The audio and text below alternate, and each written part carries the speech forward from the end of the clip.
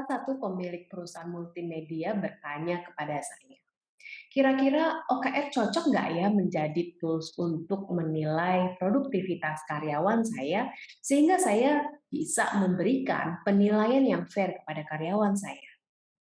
Kalau iya, apa saja sih yang harus saya lakukan dan perhatikan supaya hasilnya benar-benar signifikan untuk pertumbuhan bisnis perusahaan?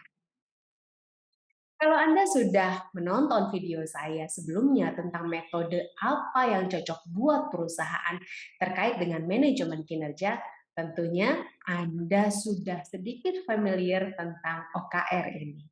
Dan kali ini saya akan membahas tentang OKR sebagai salah satu metode sistem manajemen kinerja yang bisa diimplementasikan di perusahaan Anda.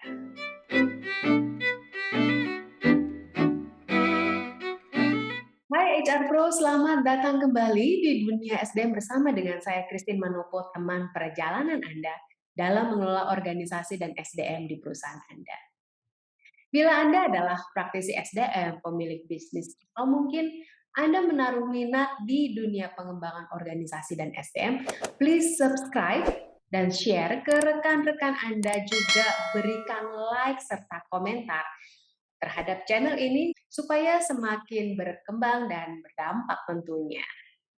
Bagi banyak perusahaan startup atau mungkin yang bergerak di bidang teknologi, OKR menjadi tools yang sering dipakai untuk sistem manajemen kinerja yang dipakai untuk menentukan fokus pertumbuhan, memonitor kinerja, dan mengevaluasi kinerja karyawan. Nah, sebelum kita membahas lebih lanjut tentang OKR, perlu diketahui juga banyak anggapan. Kalau OKR ini sama dengan KPI yang sudah umum digunakan di banyak perusahaan.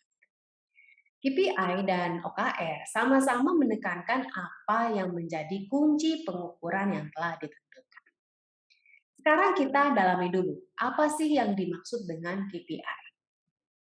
KPI atau yang juga dikenal sebagai Key Performance Indicator dapat digambarkan sebagai alat pengukur kinerja individu atau tim dalam pencapaian sebuah target. Dan KPI ini berfungsi sebagai bahan evaluasi kinerja individu atau tim tersebut. Tidak hanya untuk mengukur performa individu atau tim, KPI digunakan juga untuk mengukur keberhasilan perusahaan dalam memenuhi tujuan strategis maupun operasional mereka. Dan OKR atau kepanjangannya adalah Objective and Key Result memiliki pengertian yang sedikit berbeda dengan KPI tadi. OKR adalah patokan dalam menilai kinerja berdasarkan objektif, tujuan sebuah kegiatan, usaha, atau proyek tertentu. Nah, OKR ini juga akan menunjukkan kemauan dari objektif yang sudah tercapai. OKR mengandung satu tujuan yang lebih spesifik dan disertai juga dengan langkah-langkah terukur untuk mencapai tujuan tersebut. Dan seperti halnya KPI, OKR ini juga dipasangkan kepada perusahaan atau tim, bahkan juga terhadap individu. Lalu, sekarang apa sih bedanya antara OKR dengan KPI? Perbedaan mendasar adalah jika OKR digunakan untuk mencapai tujuan yang lebih besar dan konkret, maka KPI digunakan sebagai pengukuran dalam mencapai tujuan besar tersebut.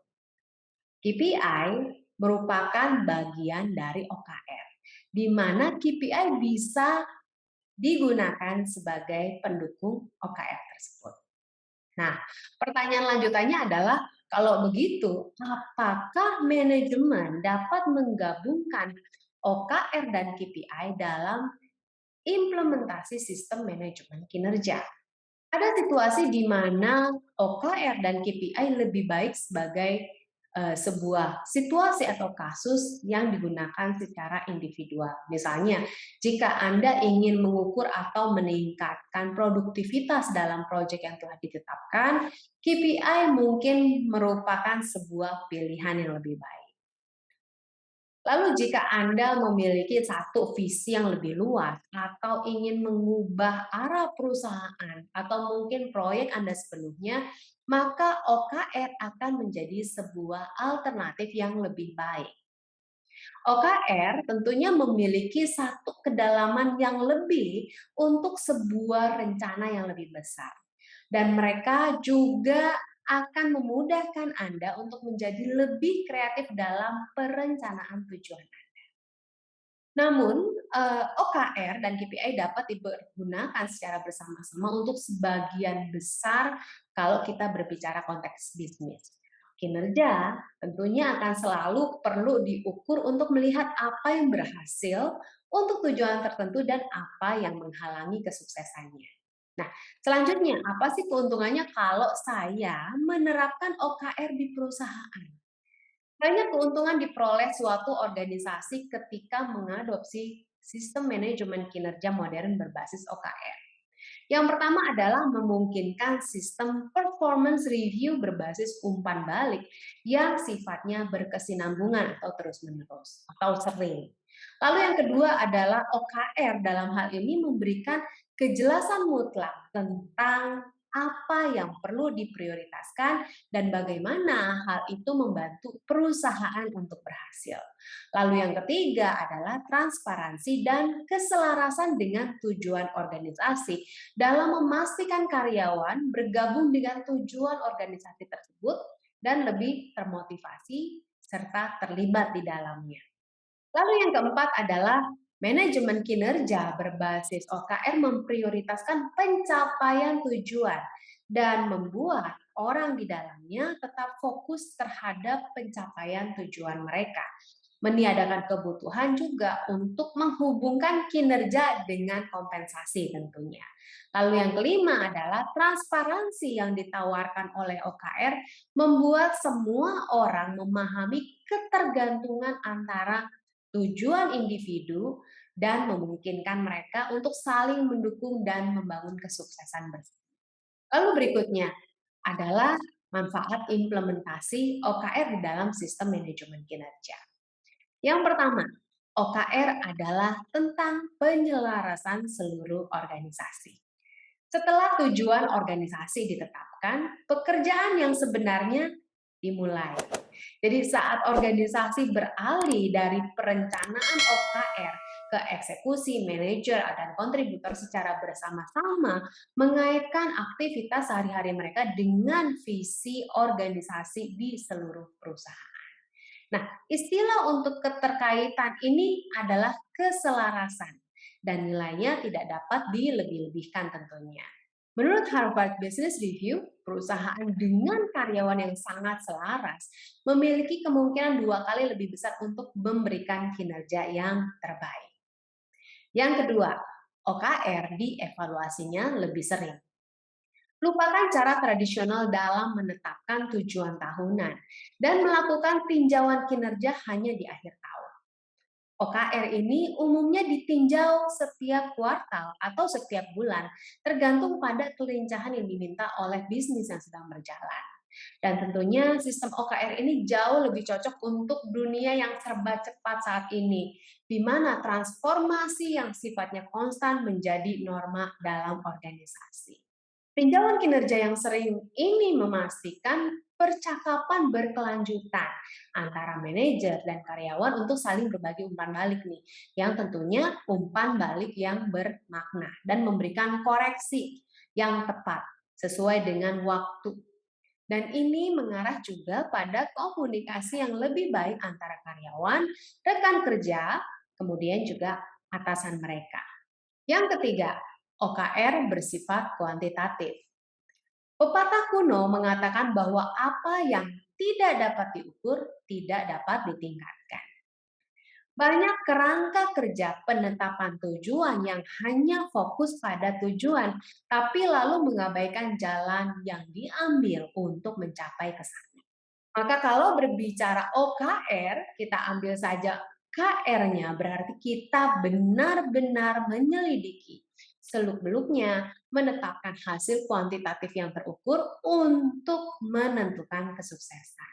Nah, ini memberikan kejelasan mutlak tentunya kepada setiap orang tentang bagaimana kinerja mereka akhirnya mempengaruhi perusahaan.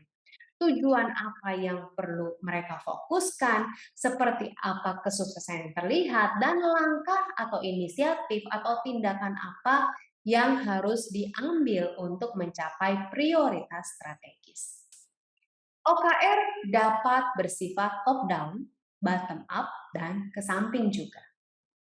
OKR dalam hal ini, kalau kita berbicara terapannya, tidak selalu mengalir dari atas ke bawah atau top down, di mana kepemimpinan yang menetapkan terlebih dahulu tujuannya, lalu kemudian diikuti oleh manajer, kemudian oleh staf mereka. Atau dalam hal ini, OKR juga bisa dapat diatur dari bawah ke atas atau bahkan ke samping. Tujuan menggunakan OKR tentunya dapat dipilih oleh individu dan digabungkan dengan tujuan organisasi secara keseluruhan. Dengan melakukan ini, kita memastikan keterlibatan setiap karyawan dan kepemilikan dan keterlibatan mereka dengan OKR. Itu juga akan membuat karyawan merasa kurang terbebani ketika mereka harus memilih tujuan mereka sendiri. Bahkan ketika anggota tim dan karyawan mencapai tujuan yang ambisius dan terhubung lebih baik dengan uh, rekan kerja mereka, dengan manajer mereka, tinjauan dapat menjadi berdasarkan kebutuhan dan tujuan serta sasaran diubah sesuai dengan kebutuhan, dengan mempertimbangkan tentunya berbagai faktor yang mempengaruhinya secara berkelanjutan. Lalu kemudian OKR tidak menghubungkan manajemen kinerja dengan kompensasi. OKR menghindari keputusan tentang seperti bonus dan kompensasi tanpa kehilangan fokus pada pencapaian tujuan. Menghubungkan kinerja dengan bonus membuat banyak orang akhirnya bermain aman dan hanya melakukan apa yang diperlukan untuk mencapai bonus yang nanti mereka terima pada akhirnya. Atau beberapa situasi mereka menggunakan malpraktek untuk memenuhi matriks kinerja mereka. Maka dengan OKR ini tujuan ambisius yang ditetapkan nggak perlu dicapai secara penuh karena adanya sifat fleksibilitas dalam OKR. Dan ini adalah salah satu alasan mengapa manajemen kinerja berbasis OKR tidak dikaitkan dengan gaji atau bonus karyawan. Lalu OKR melahirkan transparansi. OKR setiap orang dalam suatu organisasi dapat dilihat oleh orang lain, sehingga hubungan ketergantungan antara karyawan menjadi jelas bagi semua tim yang ada di dalam organisasi. Dan ini juga membuat manajemen kinerja mereka jadi jauh lebih transparan ketika tujuan yang gagal berakar pada tidak dilakukannya aktivitas terkait yang ditugaskan kepada orang lain dalam organisasi. Catatan positif dari OKR ini adalah setiap orang bergerak bersama menuju kesuksesan dengan satu pemahaman, dengan kejelasan yang lengkap, dan ketika orang-orang menyadari konsekuensi atas ketiadaan kinerjanya mereka, maka mereka akan mendapatkan satu situasi umpan balik sebelum dilakukan proses penilaian kinerja. Dan tentunya tidak ada gunanya menetapkan terlalu banyak OKR ketika mengimplementasikan sistem manajemen kinerja, karena dengan sedikit OKR ini membantu menetapkan fokus pada serangkaian beberapa tujuan ambisius yang diprioritaskan dan mencapainya dengan satu konsistensi. Alih-alih kita menghabiskan semua energi untuk mencoba semua tujuan dengan list daftar yang begitu panjang. Lalu selanjutnya setelah kita tahu manfaat OKR, lalu bagaimana sih membangun OKR tersebut? Nah, tingkat yang berbeda dari perusahaan menetapkan tujuan yang berbeda dan mengukur hasil kunci yang berbeda tentunya. Untuk perusahaan secara keseluruhan, kita memiliki satu dokumen perencanaan jangka panjang yang mungkin disusun oleh tim manajemen Anda dalam menetapkan tujuan dan hasil utama yang terukur selama 3 tahun ke depan. Di sini kita juga memiliki serangkaian OKR di seluruh perusahaan untuk setiap kuartal yang menentukan langkah kita selanjutnya dalam menuju tujuan jangka panjang. Nah, setiap 3 bulan biasanya kalau kita berbicara OKR, tim manajemen menetapkan satu OKR yang tingkat tinggi. Lalu kemudian diturunkan sampai kemudian pada OKR individu. Berikut ini adalah cara mengimplementasikan OKR di perusahaan. Yang pertama, tentukan dulu rentang waktu atau timeline-nya. Lalu yang kedua adalah pilih 3 sampai 5 tujuan yang ingin dicapai. Jadi nggak perlu terlalu banyak tujuan. Ya. Kemudian yang ketiga adalah tentukan 3 key result per objektif dan skala penilaiannya seperti apa. Dan OKR bisa menjadi perpaduan top down dan bottom up. Jadi pertimbangkanlah terjadinya komunikasi dari atas ke bawah dan sebaliknya. Kemudian tujuan jangan cuma disetting, tapi juga dipresentasikan kepada stakeholders yang terkait. Contohnya misalnya memiliki jadwal pertemuan untuk membagikan hasil OKR mereka, apa dampak bagi perusahaan dan sebagainya.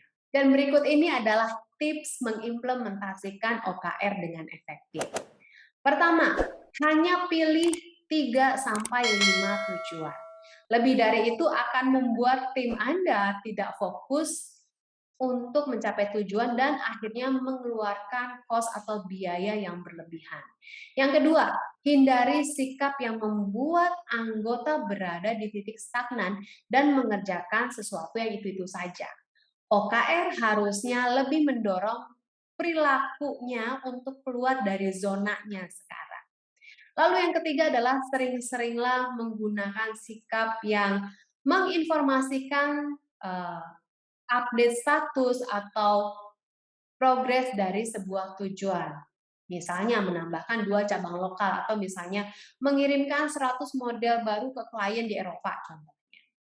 Lalu yang keempat adalah gunakan istilah yang nyata, yang objektif dan tidak ambigu. Jadi harus sangat jelas dan spesifik.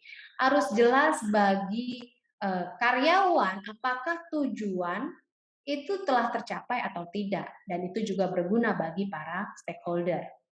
Penelitian menunjukkan tujuan yang lebih spesifik dapat menghasilkan kinerja dan pencapaian tujuan yang lebih tinggi. Semoga video ini bermanfaat untuk mengimplementasikan sistem manajemen kinerja di perusahaan Anda. Dan bila video ini bermanfaat, silahkan berikan share dan like, dan juga subscribe channel ini supaya kalau ada video baru, Anda bisa langsung mendapatkan notifikasinya. Dan bila ada pertanyaan atau komentar, silahkan berikan komentar Anda di kolom deskripsi, atau bisa juga email ke alamat yang tertera pada deskripsi di video ini. Salam HR Pro.